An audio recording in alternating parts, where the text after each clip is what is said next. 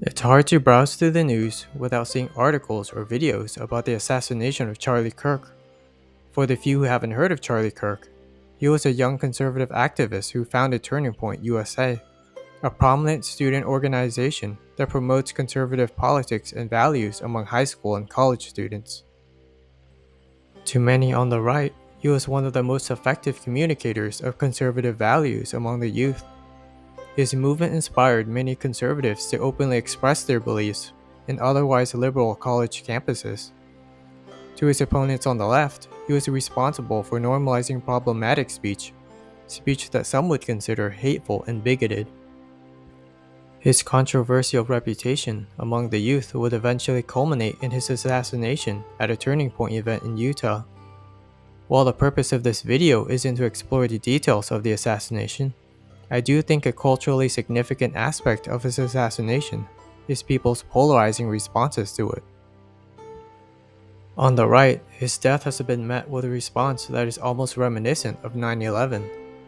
Every prominent figure on the right, whether it's politicians, activists, or content creators, have all made it their primary focus for the past week or so. Conservatives of every stripe have poured their sympathies and empathies to the Kirk family. Vigils have sprung up all across the country to mourn his loss. Although many on the left have expressed shock and empathy over the death of Charlie, his death has also been met with celebration, particularly among the far left. Those that view Charlie as promoting hate speech view his death as justified. Others view his death with indifference, whether it's because they simply don't care or because they would rather focus on other issues like the war in Gaza. Regardless of how one feels about Mr. Kirk, the public's divided response to his death reveals a key distinction in how the left and right express empathy. More specifically, it is worth examining how the left and right disagree on who empathy should be directed towards, and the logical basis behind left-wing and right-wing empathy.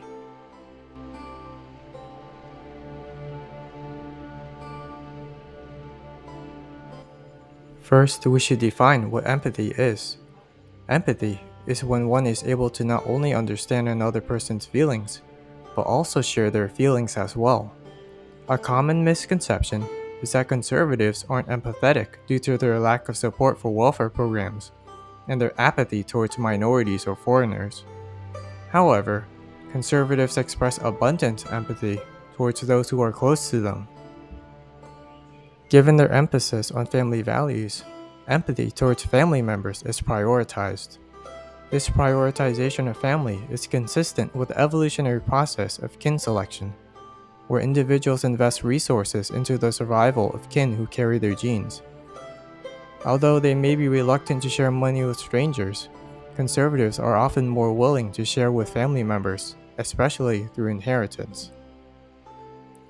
Beyond the family, conservatives also express empathy towards friends. Beyond their friends, they may also extend empathy to members of their community, whether it's neighbors or members of their church. Finally, conservatives tend to prefer sharing resources with fellow countrymen rather than foreigners. The key takeaway is that conservatives tend to extend empathy to people they deem similar or close to them, whether it's family, friends, community, or country. Shared genetics, culture, religion, language, and values are all seen as potential cues of tribal membership.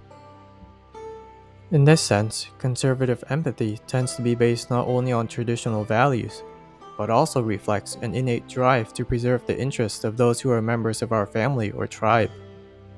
It helps ensure that those who are closest to us will receive the lion's share of resources. As a conservative activist, Charlie Kirk was a champion of this approach. Since he was such a strong advocate for traditional American values, conservatives view him as a prominent member of their tribe, therefore worthy of tremendous empathy. However, this tribal empathy is prevalent not only among American conservatives, but also most traditional societies around the world. Because this tribal form of empathy is prevalent among traditional societies, it may often be seen as too close-minded or primitive in the eyes of cosmopolitan progressives. Traditional empathy prioritizes the welfare of those within the tribe, but often neglects those who are outside of the tribe.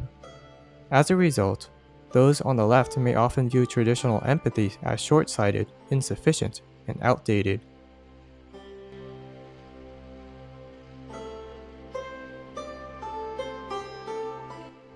While the right derives its sense of empathy from evolution, tradition, and tribal affiliation, the left derives its empathy from a more modern ideological source that is unique to Western political philosophy. Specifically, it is influenced by Marxist and critical theory views on social justice and the oppressor and oppressed dichotomy. It is based on the view that conflicts throughout history can be conceptualized as struggles between the oppressor and the oppressed. It typically follows that those who are marginalized or victimized are worthy of empathy, while those who are privileged are unworthy oppressors. Therefore, empathy should be directed to the oppressed and not the oppressors. This means empathy should be directed to the poor, women, minorities, LGBTQ, etc. Those who are considered responsible for the marginalization of these groups are denied empathy. Since Charlie Kirk was a white, Christian, conservative male activist, he is deemed responsible for oppression, and therefore unworthy of empathy. On the other hand, those who are considered to be underprivileged and oppressed, such as the Palestinians in war-torn Gaza, are deemed a priority and in urgent need of empathy. Which is why we see left-wing activists incorporating Palestinians into virtually any left-wing protest, even if it has nothing to do with the war in Gaza. Unlike conservatives who view family kinship and cultural identity as markers of tribal affiliation, the hard left views oppressor and oppressed as substitutes for tribal affiliation. In the great struggle for social justice, the oppressors are the enemy, while the oppressed and those who fight for the oppressed are allies. Empathy is a finite resource reserved only for allies. Since the far left prioritizes social justice above family kinship and cultural traditions, whether or not someone is an oppressor or oppressed overrides any family or cultural ties. If a family member or a friend is deemed an oppressor, any empathy towards them must be redirected to an oppressed group. If one's own country is deemed an oppressor, resources must be redirected to oppressed foreigners. Given their belief that empathy should be used for social justice, this approach to empathy has the advantage of increasing awareness and care for those who would otherwise be neglected since they aren't part of one's traditional tribe. It can be seen as a more advanced form of empathy that isn't restricted by outdated traditions or primitive evolutionary drives. However, its tendency to deny empathy to family, friends, and community members simply due to political differences undermines the integrity of family and community relations, thus eroding the foundation of society itself.